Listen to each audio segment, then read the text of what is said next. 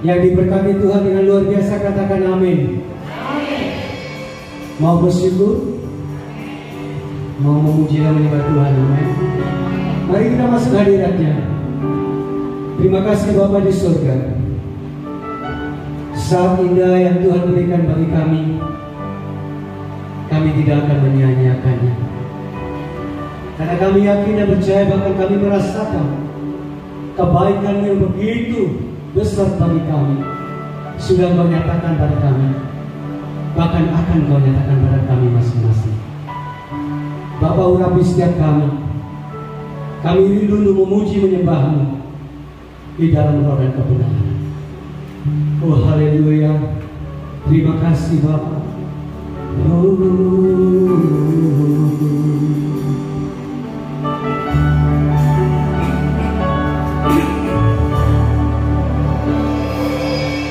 Jiwaku merindukan-Mu,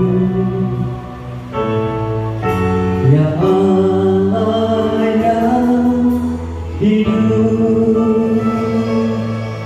Jiwaku haus kepada-Mu, ya Allah yang hidup. Katakan bersama-sama. Jiwaku merindukan-Mu, ya Allah yang hidup. Jiwaku haus kepada-Mu, ya Allah yang hidup. Katakan ku bersyukur, ku bersyukur kepada-Mu, sebab pengharapanku, penolongku dan Allahku, tiada yang seperti-Mu. Lebih sungguh lagi katakan jiwaku, jiwaku merindukan-Mu. Inilah seluruh hati kami Tuhan. Oh jiwaku haus padamu,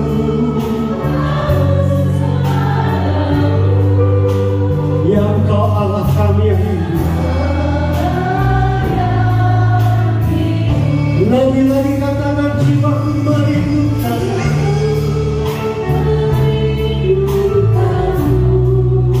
Haleluya. Ya Allah yang hidup. Oh jiwaku haus kepada-Mu,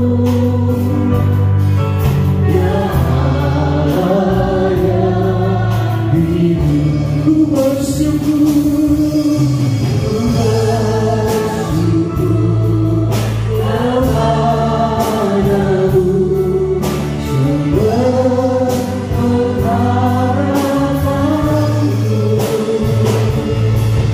penolongku dan Allahku, tiada yang seperti-Mu. Mari bersama-sama katakan bersyukur. Mari kita bangkit berdiri, kita pujikan pujian ini dengan segenap hati kita. Ya Allah, alam setiap kita. Haleluya.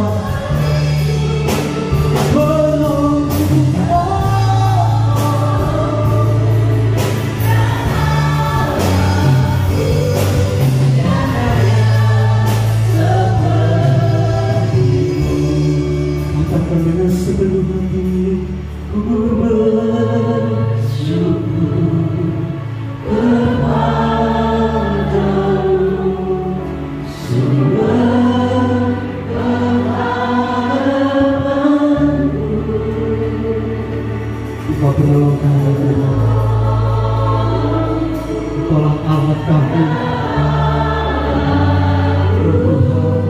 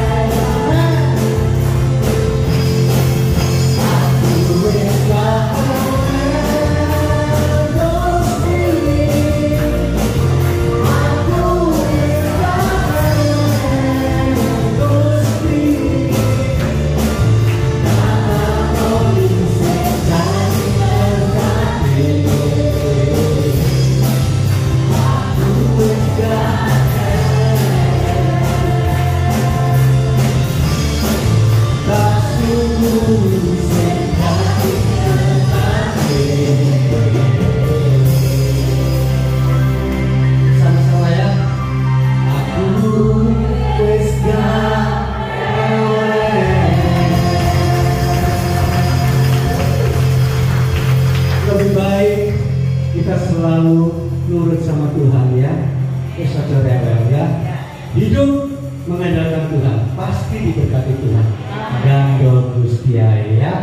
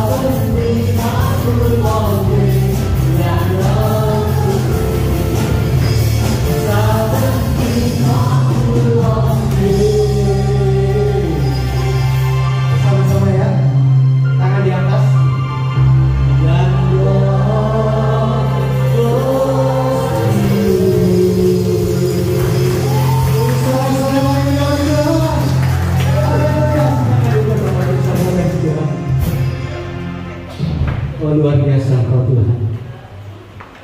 Sungguh kami merasakan sukacita yang daripada-Mu. Terima kasih Bapa. Tiba saja bagi kami untuk memberikan persembahan untuk penyelesaian pekerjaan di tempat ini. Berkati tangan-tangan yang berikan yang tulus hati Tuhan. Oh haleluya, terima kasih Bapa. Terima kasih Bapa. Di dalam nama Yesus. Haleluya. Amin. Silakan yang bertugas dibawakan.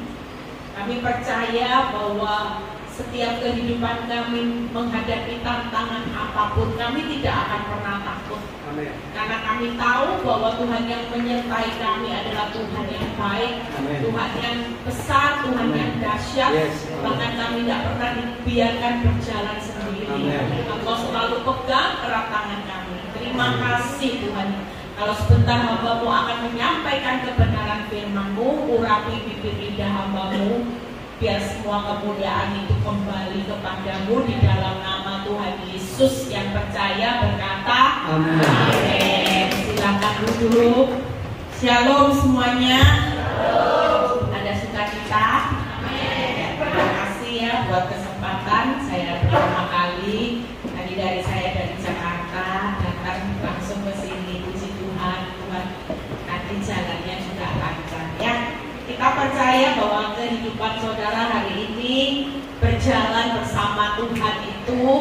perkara yang segala sesuatunya mudah. Ya, kita mungkin merasa jadi anak Tuhan sudah bertahun-tahun, kok rasanya hidup tidak makin mudah, jalan hidupnya semakin sulit. Ya, mungkin yang namanya kehidupan tekanan, kita sudah berdoa, kita sudah berpuasa, kita sudah melakukan banyak hal pelayanan, tapi kita percaya hari-hari ini saudara dan saya sedang mengalami yang namanya masa pemurnian. Orang kalau nggak lewat masalah, orang itu biasanya nggak mungkin dekat sama Tuhan.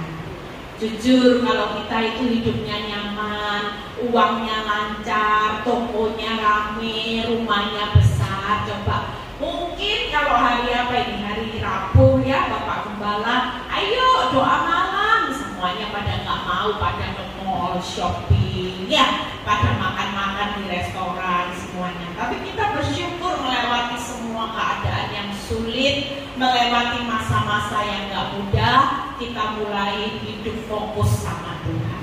Amin. Kita mulai cari kerajaan Allah, bukan terus bangun kerajaan yang ada di dunia. Itu sebabnya malam ini saya akan berkhotbah tentang bagaimana masa-masa penantian. Kita semua ada di ruang tunggunya Tuhan. Kita semua lagi menantikan, ya saya juga saudara. Mungkin saudara hari ini lagi menantikan kapan ya Tuhan pintu pemulihanku terbuka, kapan Tuhan pintu berkatku terbuka. Ya, kita semua lagi menantikan. Kita percaya bahwa keadaan hidup ini hari ini tidak usah menyalahkan keadaan. Gara-gara suami saya serakah, investasinya salah, akibatnya suami saya bangkrut, Bu. Sekarang saya sama anak-anak ikut susah. Tadi perjalanan ke sini ada orang konseling. Ya, ada orang yang nggak pernah tahu. Saya mengenal orang ini, orang yang cukup sukses. Bahkan kalau mau keluar uang berapa juta pun itu dengan mudah, saudara. Ya, kalau ke Bali mungkin dia bisa sewa hotel yang mahal dan sebagainya. Tapi tadi waktu cerita saya kaget. Dari orang yang hidupnya berkelimpahan, saldo 30.000 aja nggak ada, saudara. Saudara lihat ya, kehidupan ini nggak ada yang tahu. Tadinya yang adanya zona nyaman, tiba-tiba di dalam proses kejatuhan. Tapi kita percaya firman Tuhan berkata, 7 kali orang benar jatuh, dia pasti bangun kembali. Amin. Tapi orang fasik roboh dalam bencana. Kita selama jadi orang benar, kita alami proses. Sekalipun kita bisa mengalami kegagalan, tapi suatu kali perjalanan hidup orang benar tidak pernah gagal selamanya. Gagal untuk diangkat naik jadi kepala, berhasil dan beruntung. Kita buka dulu di ayatnya di Mazmur 25 ayat 3 ya. Sebelum saya bahas ini nanti, saya buka dulu Mazmur 25 ayat 3. Iya, semua orang yang menantikan Engkau tidak akan mendapat malu. Jadi orang yang menantikan Tuhan setia aja, tidak usah mempercepat waktunya Tuhan. Sekalipun kelihatannya Tuhan itu berlama-lama, tapi tetap hasil akhirnya kita semua tidak akan dipermalukan. Mungkin kalau orang bangkrut itu aneh. Yang tadinya hidup dihormati orang kalau sudah bangkrut semua teman jauhi, tak takut dihutangi. Mungkin yang tadinya hidup baik-baik, rumah tangganya pasangannya selingkuh, akibatnya jadi omongan orang, apalagi kalau hidup di kota kecil. Ya, kota seperti Jombang ini, kalau ada sesuatu, cepet langsung. Yang namanya bahan gosip, ini bangkrut, ini suaminya selingkuh, ini kena kanker. Nah itu cepat saudara. Dan waktu itu terjadi, semua orang akan tanya sama kita, benar ya kamu kena kanker. Dan kita merasa itu aib. Tapi percayalah bersama Tuhan, waktu kita menantikan Tuhan, kita cuma tahu bahwa sumber pertolongan saudara dan saya hanya Tuhan. Maka kita percaya aib itu pasti berubah menjadi kemuliaan Tuhan. Amin. Yang namanya hari ini orang boleh mempermalukan saudara, boleh orang itu menghina saudara. Mungkin kita ada di bawah titik yang rendah, tapi percayalah firman Tuhan berkata, rendahkanlah dirimu di tanganku yang kuat, karena pada waktunya Tuhan pasti akan meninggikan kita. Tidak ada orang kalau di bawah tangan Tuhan yang kuat selamanya rendah di bawah terus, enggak saudara. Tapi suatu kali tangan ini akan bekerja. Makanya hari ini gak usah panik. Walaupun kelihatannya Tuhan belum buka jalan atas masalah saudara, tapi Dia sedang bekerja, Dia sedang bertindak, Dia sedang berperang buat saudara dan saya. Amin. Tapi yang mau Tuhan rubah itu apa? Hari ini kalau semua masalah jawabannya bim salah bim, mantra, ya mungkin saudara cepat ditolong Tuhan. Akibatnya nanti hidup saudara memalukan. Berapa banyak orang yang hari ini cepat ditolong Tuhan? Ya, misalnya doa. Orang kekurangan doa minta kaya, cepat dibuat kaya. Tapi setelah kaya malah hidupnya jadi batu sandungan. Cepat ditolong Tuhan, bukannya kaya jadi berkat, malah setiap orang bilang gini, itu si A sekarang tambah kaya luar biasa, tapi sombongnya amin-amin, jualannya luar biasa. Kira-kira ini memalukan Tuhan gak? Orang Kristen makin kaya, bukannya hidupnya makin berbuah lebat, jadi berkat buat banyak orang, justru jadi batu sandungan. Buat Tuhan untuk memperpanjang proses jauh lebih baik daripada anak-anaknya memalukan Tuhan.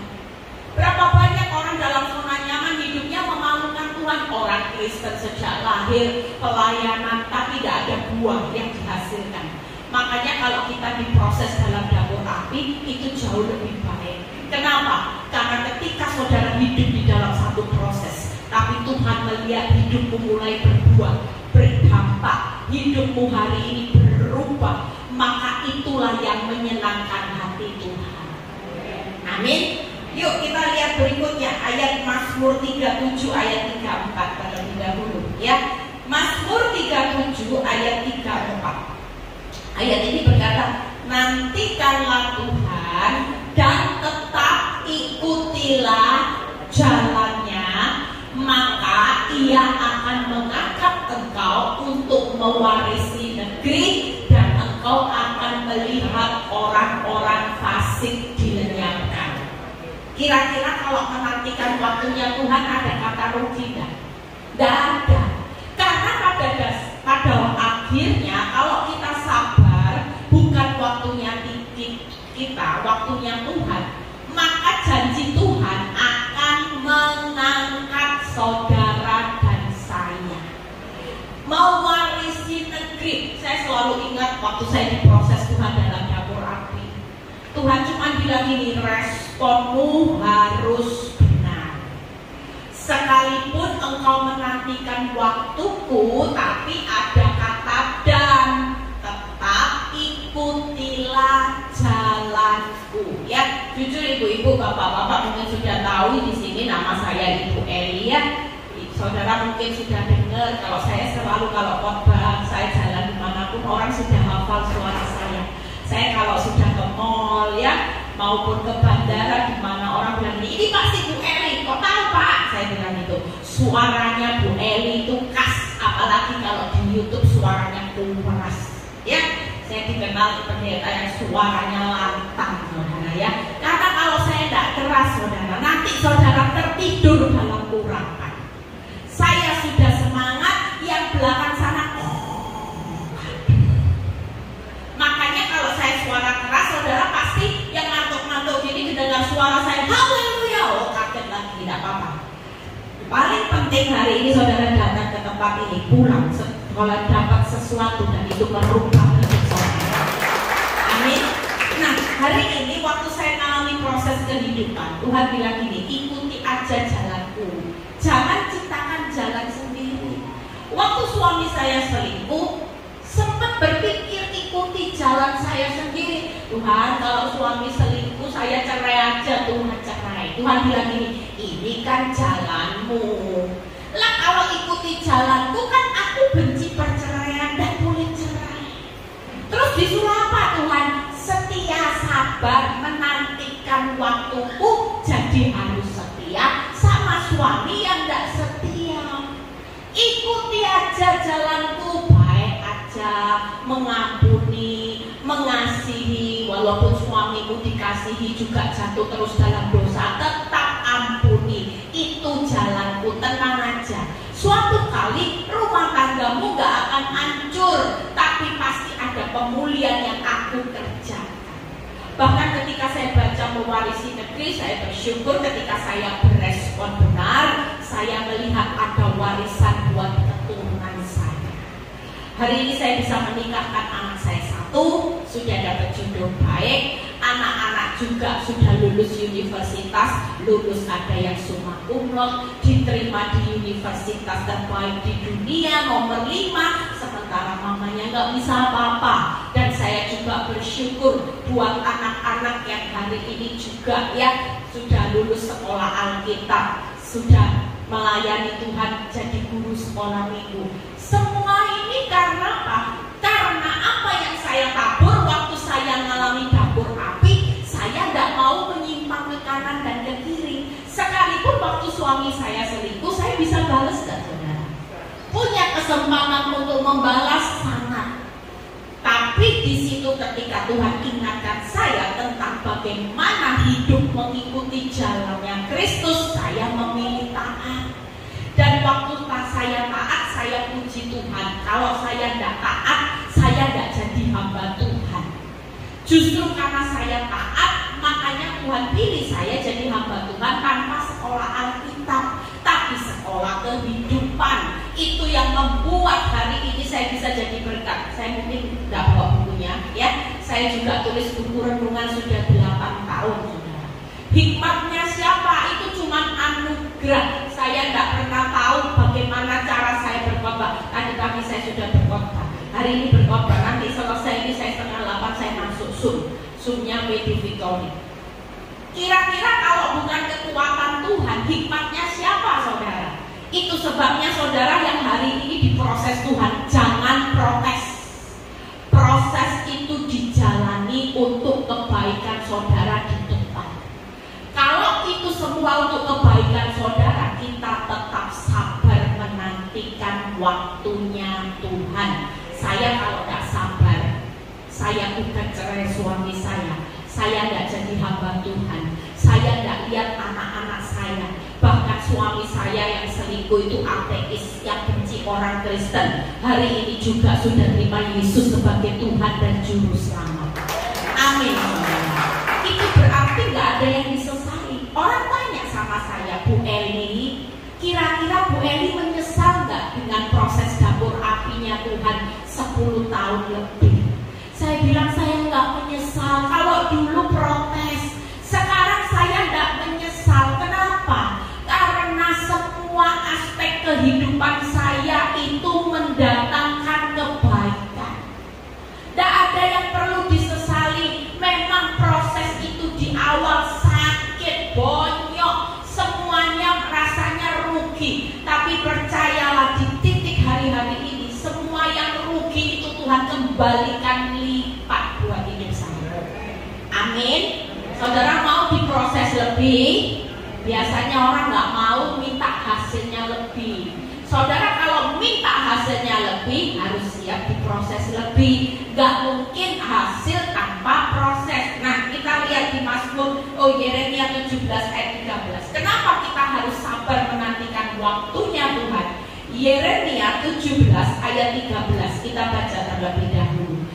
Ya pengharapan Israel, Tuhan, semua orang meninggalkan engkau akan menjadi malu.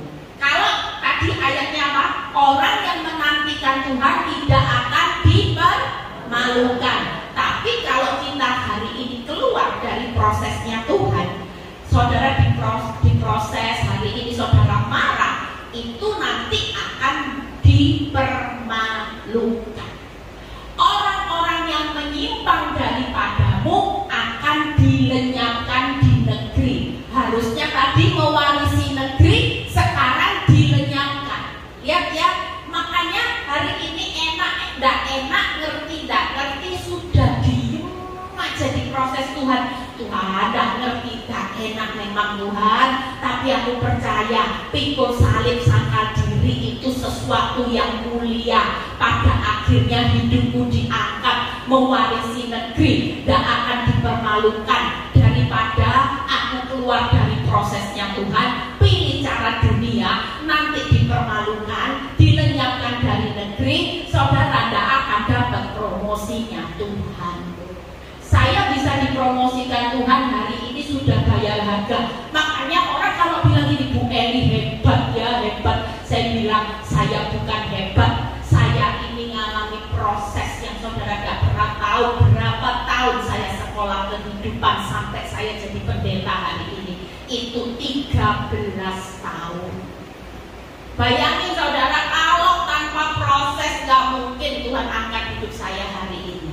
Berikutnya lihat.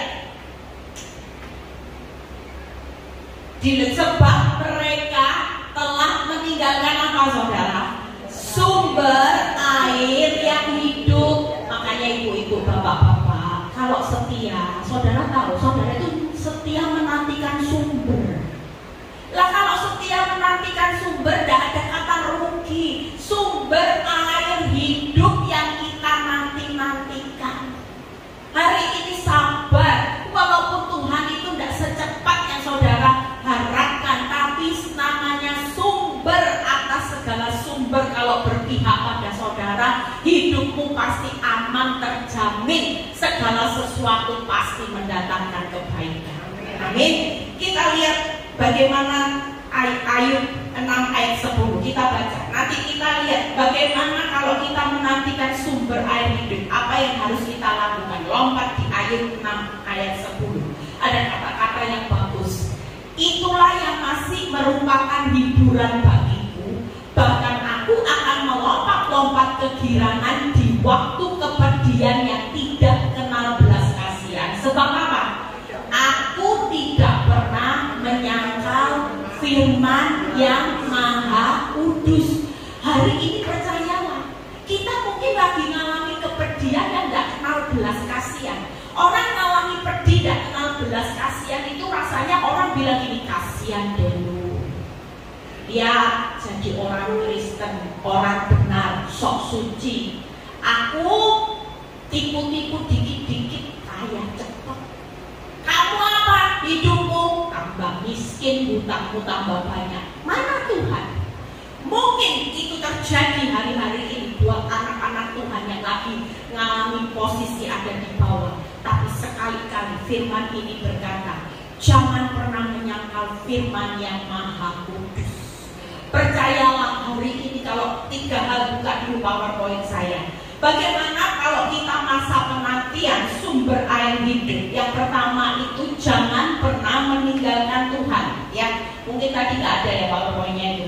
Jangan menyimpang dari jalannya Tuhan. Dan yang ketiga, jangan menyangkal firman. Sudah itu aja. Hari ini tidak enak proses Tuhan. Pokoknya jangan meninggalkan Tuhan, jangan menyimpang dari jalan Tuhan, dan jangan pernah menyangkal firman. Tetap setia, tetap diam dalam masa penantian. Kita lihat lompat apa yang dilakukan Daud waktu mengalami masa-masa di mana dia berharap kepada Allah. Mazmur 69 ayat 6 sampai 7. Setelah 2 poin lagi kita selesai nanti ya. Mazmur 69 ayat 6 sampai 7 kita baca. Ya Allah, Engkau mengetahui kebodohanku, kesalahanku tidak tersembunyi.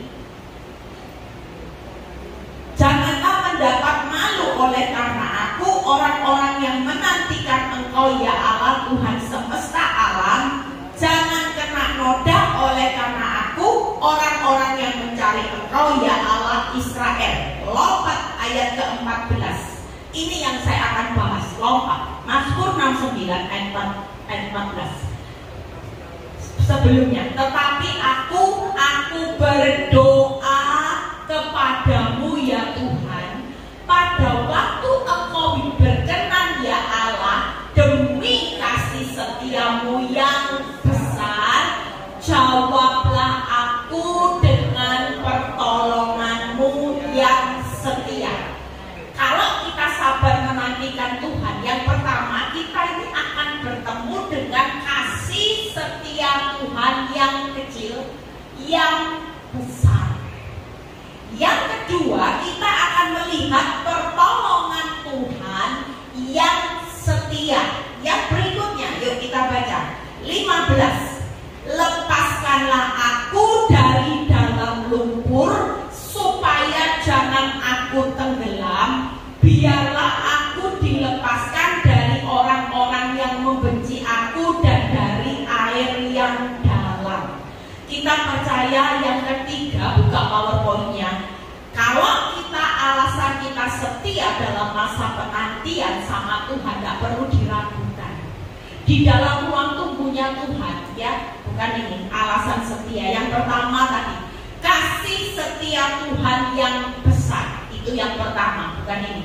Yang kedua, ada pertolongan Tuhan yang setia. Nah ini. Yang ketiga, ada kelepasan dari Tuhan yang pasti terjamin. Karena firman ini berkata, sekalipun kita ada dalam lumpur, orang dalam lumpur itu seperti mau tenggelam. Mungkin keuanganmu di ujung tanduk, rasanya mau bangkrut. Tuhan, sepertinya masalah mau menenggelamkan saya. Sepertinya Tuhan hari ini divonis penyakit kanker. Hari ini kau dengar berita buruk yang membuat hidupmu terpuruk. Tapi percayalah, firman Tuhan berkata, biarlah aku dilepaskan. Tiga hal ini di dalam masa penantian, tanpa saudara hari ini sabar aja menantikan waktunya Tuhan. Tuhan itu sedang bekerja dengan kasih setia Tuhan yang besar. Yang pertama. Yang kedua, dia punya pertolongan yang dia setia. Kalau dia setia, maka kita tahu bahwa Tuhan itu sebagai penolong dalam kesesatan, berarti sangat terbukti. Yang ketiga, ada kelepasan Tuhan yang terjamin. Tiga hal yuk kita lihat. Apa sih Bu Eli kalau kasih setia Tuhan yang besar? Kita baca Mazmur 69 ayat 17. Mazmur 69 ayat 17. Jawablah aku ya Tuhan, sebab kasih setiamu baik, berpalinglah kepadaku menurut rahmatmu yang besar. Malam ini saudara percaya, di tengah hutangmu yang banyak, di tengah tokomu yang sepi, di tengah anak-anak yang punya masalah, pasangan hidup yang punya masalah, yang tadinya sehat sekarang ada muncul penyakit dan sebagainya, malam ini Tuhan mengingatkan buat saudara dan saya, jangan takut. Aku sebagai Tuhan Allah yang punya kasih setia, bukan kecil tapi besar. Buka PowerPoint-nya, 3 hal. Kasih setia Tuhan yang besar itu dia berjalan. Ini tadi. Bagaimana 3 hal kasih setia? Yang pertama yaitu kebaikan. Ya, bisa dibuka PowerPoint-nya. Yang kedua yaitu ada perhatian Tuhan. Yang ketiga berbicara ada rahmat-Mu yang besar. Jadi di tengah hutangmu hari ini tetap lihat kebaikan Tuhan. Di tengah masa sulitmu tetap menikmati kebaikan Tuhan. Amin. Saudara tetap lihat Tuhan itu matanya perhatian. Kita ini biji mata Tuhan. Tidak mungkin kalau biji mata Tuhan tidak tertuju sama Tuhan. Setiap detik, setiap saat kita semua ada di dalam pemandangannya Tuhan. Amin. Biji mata kok. Iya, setiap kali saudara ngalami, kira-kira Tuhan itu bisa merasain kan kalau saudara lagi disakiti orang, ditipu orang, tolong orang malah ditusuk dari belakang. Sakit kan? Sakit. Tapi Tuhan bisa merasakan kan? Bisa. Percayalah, hari ini di tengah sulitnya hidup orang benar, kasih setia Tuhan tetap jauh lebih besar dari masalah saudara dan saya. Amin. Dia tetap punya kebaikan, perhatian, rahmat yang besar. Saya alami dapur api kalau bukan karena kasih setia Tuhan, mungkin saya sudah meninggal atau saya jadi pasien penyakit jiwa. Tapi bukti nyata ketika hari itu saya nggak nggak bekerja, saya nggak bisa apa-apa. Tuhan itu setia loh menemani saya. Saya nangis sendiri, kalau mau saya nangis sama Tuhan. Saya bilang, Tuhan ini gimana, saya ini gak pinter, saya jadi istri dulu gak kerja, gak boleh kerja, karena saking baiknya suami gak boleh kerja Tuhan, sampai gak bisa apa-apa. Mau belajar masak nasi goreng, saya sama pembantu saya belajar masak nasi goreng, ternyata gak pakai minyak. Sampai pembantu saya bilang ini wajannya sudah rusak gara-gara masak nasi goreng tanpa minyak. Coba saudara, orang seperti ini putus asa dah. Tuhan, saya gimana 3 anak loh Tuhan, saya tidak bisa apa-apa. Jujur waktu itu hidup saya panik, saya hidup penuh ketakutan. Sampai yang namanya jerawat ini besar-besar, muka ini benar-benar lonjong kayak udane loh saudara. Kalau dulu ketemu saya, muka saya bukan seperti ini, bawaannya mau telan orang saudara. Kenapa? Karena hidup dalam kepahitan, sakit hati. Waktu saya hidup dalam kepahitan, sakit hati, hidup saya nggak ada lihat kebaikan Tuhan. Tapi waktu saya mulai menyerahkan hidup saya ke dalam tangan Tuhan, saya mulai belajar sangkal diri. Saya nggak sangkali suami saya. Dulu saya suka bilang ini gara-gara kamu yang selingkuh hidupku susah, gara-gara kamu brengsek saya jadi istri kena mulutnya. Hari itu saya bertobat. Tuhan bilang gini, jangan sangkali suamimu terus, sangkal dirimu. Kamu juga sebagai seorang istri yang ambil-andil sampai hancurnya rumah tanggamu, termasuk kamu dosa mulut. Dulu kalau bertengkar dikit-dikit ngomong apa? Cerai. Hidup mati dikuasai lidah. Kalau kamu selalu mengembangkan cerai, ya makan akibatnya, makan buahnya. Kamu dulu juga nabur benih, tidak pernah tunduk sama suami. Kerjaannya istri nanduk terus, dibalas maki-maki, dimuaki-maki balas. Hari ini gak usah sangkali diri suamimu, mulai tiap hari sangkal dirimu. Kalau dia gak berubah, engkau sangkal dirimu, Eli harus berubah, Eli harus berubah. Sabar, sabar, sabar. Dan waktu saya move on, saya berjalan dengan kasih setia, saya melihat satu pintu membuka banyak pintu. Tepuk tangan buat kemuliaan nama Tuhan. Tidak ada yang memalukan. Semuanya saya bilang, Tuhan, dulu saya benci sama suami saya. Saya kalau doa saya benci, saya bilang sakit hati. Kalau hari ini saya bersyukur buat suami yang limited edition, yang gak ada duanya, gak akan saya tukar tambah. Buat gara-gara dia saya jadi hamba Tuhan. Tepuk tangan buat mungkin kalau nggak ada proses suami saya jadi seorang istri yang sombong. Saya dulu terkenal seorang istri ya karena hidupnya enak, dicintai suami, hidup seperti sangkar emas. Saya ini jadi seorang istri yang sombong. Saya tinggi hati. Saya nggak bisa hidup itu, pokoknya kalau ada orang maki-maki saya langsung bilang, belum tahu saya siapa. Nah itu saya dulu. Tapi hari ini Tuhan mendidik saya dengan kerendahan hati. Dan waktu hidup saya dikosongkan, Tuhan mengisi dengan urapannya, di situ saya dipakai Tuhan. Coba kalau saya nggak mau dikosongkan, nggak mungkin. Ya, berikutnya yang kedua. Jadi hari ini ibu-ibu, bapak-bapak yang lagi mengalami proses sabar aja. Toh kita menikmati kebaikan Tuhan, ada perhatian Tuhan, ada rahmat yang besar tiap hari. Tidak bakal hidupmu hancur, hidupmu pasti dibawa arahnya naik karena kebaikan, perhatian, rahmat yang besar itu menyertai orang benar setiap hari.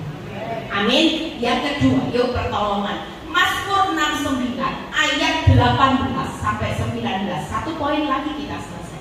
Mazmur 69 ayat 18 sampai 19. Janganlah sembunyikan wajahmu kepada hambamu, sebab aku tersesat. Segeralah menjawab aku. Berikutnya, datanglah kepadaku, tebuslah aku, bebaskanlah aku karena musuh-musuhku. Hari ini percayalah, kita jangan mau diintimidasi oleh iblis. Biasanya banyak orang itu tidak sabar. Iblis selalu bilang ini, dulu saya ditawari jasa, ya, karena menurut saya memang Tuhan itu kok lama ya, nunggu waktunya Tuhan itu lama. Saya lihat orang-orang, apalagi teman saya bilang gini, kamu tahu ya, si A teman kita begitu pergi ke tempatnya paranormal si B, ya, dia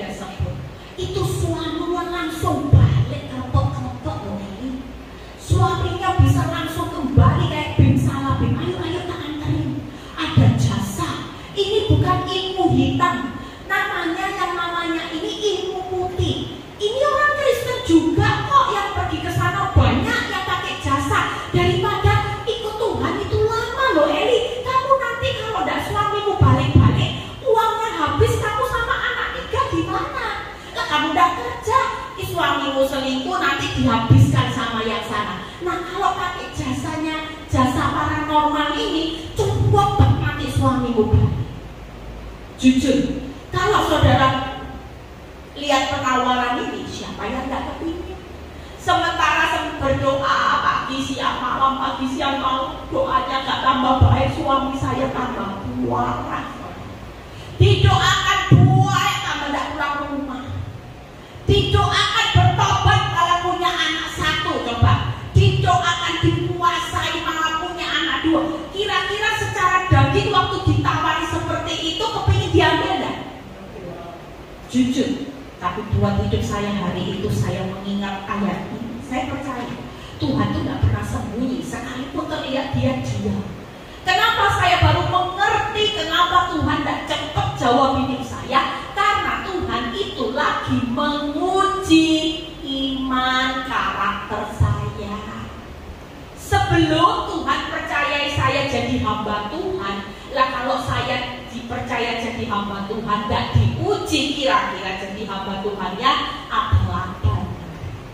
Tapi hari ini saya bersyukur kenapa Tuhan izinkan semua terjadi. Karena waktu saya khotbah, Tuhan suruh saya praktek. Dunia bukan teori, tapi praktek nyata. Suruh ngampuni, saya bisa khotbah hari ini. Ngampuni, ngasih. Kira-kira saya sudah praktek dulu enggak? Praktek. Mengampuni. Hari itu saya ditawari dukun, saya bilang ini enggak mau, saya enggak butuh cepat. Saya tahu hidup saya harus bayar harga mengikut Kristus, pikul salib, sangkal diri setiap hari. Saya ikut Kristus bukan cari jalan instan. Apa bedanya kalau saudara ikut Kristus? Sama-sama cari jalan tercepat, tidak ada bedanya ke Gunung Kawi. Ikut Kristus harus butuh waktu, di mana proses ini pasti akan mendatangkan kebaikan. Kita lagi dimurnikan, bukan hanya bim salah bim masalahmu berubah, tapi yang jadi target Tuhan hidup saudara dan saya berubah. Amin. Yang terakhir jadi pertolongan buka ya. Yang pertama hari ini tidak usah cari jalan instan, tidak usah cari paranormal. Sekalipun pertolongannya tidak cepat, berlambat-lambat, tapi Tuhan tidak akan pernah sembunyi. Tuhan pasti segera menjawab. Yang ketiga, Tuhan pasti segera datang untuk menebus dan membebaskan saudara dan saya. Amin. Itu yang kita percayai. Jadi jangan mempercepat waktunya Tuhan. Yuk yang terakhir, bagaimana kita akan mengalami kelepasan. Buka Mazmur 69 ayat 30 dan 34. Mazmur 69 ayat 30. Tetapi aku ini tertindas dan kesakitan. Apa saudara?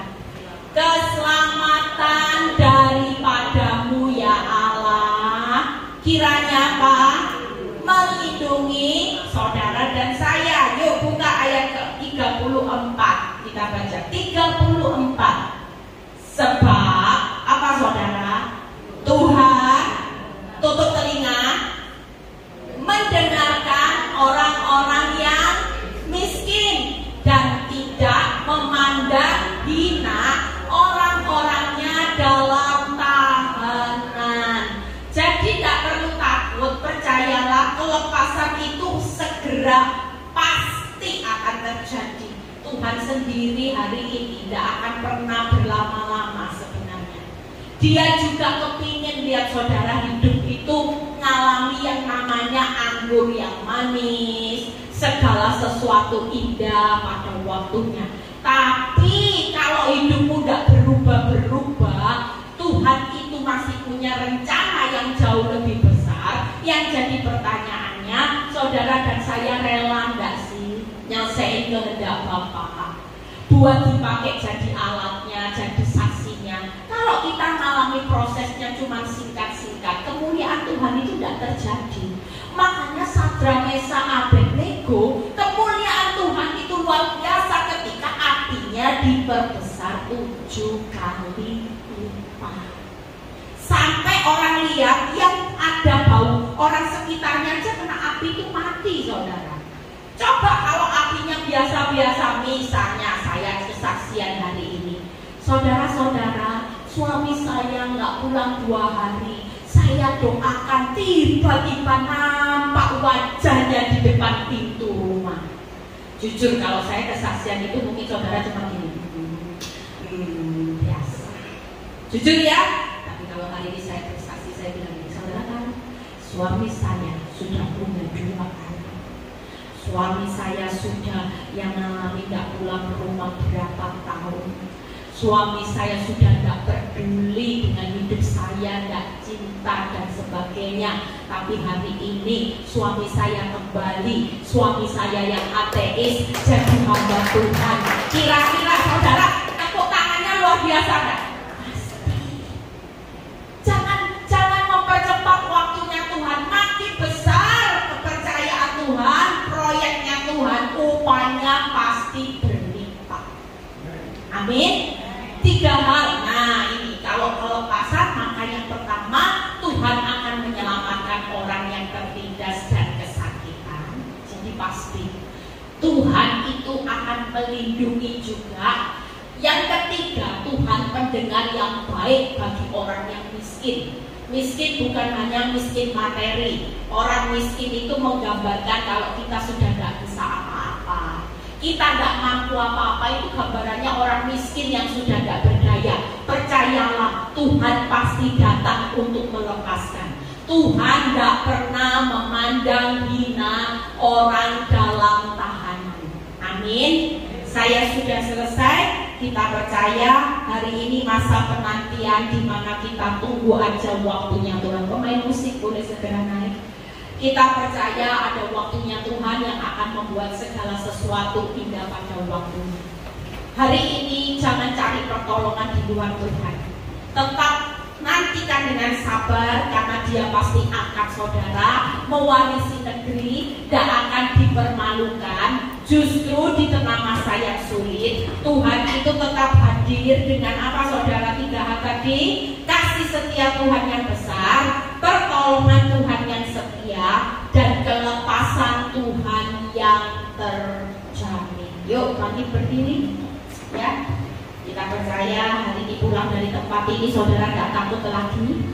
Tidak ada yang takut dengan proses, tidak ada yang takut dengan masa sukar. Semuanya dijalani bersama Tuhan. Pasti melihat segala sesuatu itu pasti indah. Ya, kita percaya. Yuk kita mau nyanyi 1 lagu.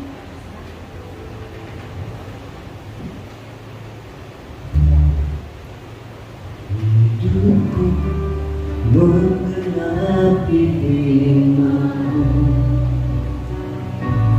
karena mujizat sertai tiap langkahku. Kau bersamaku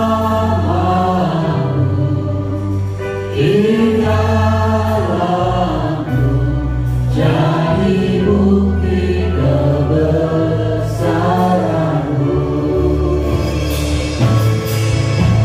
Hidupku mengenapi firman-Mu, ada mujizat sertai tiap langkahku. Kau bersamaku di dalam-Mu, jadi bukti kebesaran-Mu. Terima kasih Bapak. Kami percaya malam ini Engkau sudah memberikan pesan buat setiap kami yang hadir. Kami yang berbeban berat, kami yang letih lesu, capek, kami sudah menemukan jawabannya. Kami tidak perlu mempercepat waktunya Tuhan. Di dalam masa-masa penantian ini kami tetap percaya Engkau tetap setia Tuhan. Engkau tetap setia menyertai kami Tuhan. Engkau tetap setia hari ini memberikan pertolongan. Engkau setia memberikan kelepasan buat setiap kami Bapak. Terima kasih Bapak, biar setiap kami pulang kami diubahkan. Kami punya semangat yang baru. Kami tetap akan tinggal di dalam proses Tuhan, kami tidak mau keluar, karena ketika kami keluar kami akan dipermalukan, kami akan dilenyapkan dari negeri, bahkan kami tidak akan lihat promosi Tuhan di tahun 2024 ini.